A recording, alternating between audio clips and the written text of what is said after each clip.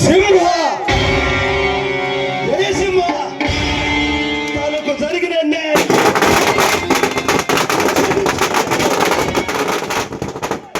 ప్రతీకార జ్వరాలతో సత్యరాజ్ సోమరాజులను అర్థం చేయడానికి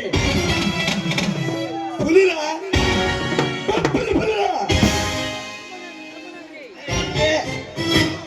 మీ ముందుకు వస్తున్నాడు.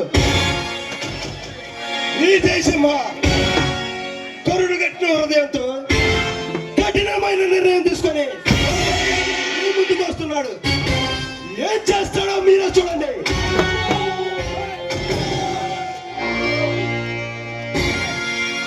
బ్రహ్మనాయుడే మరల జన్మనెత్తెనా,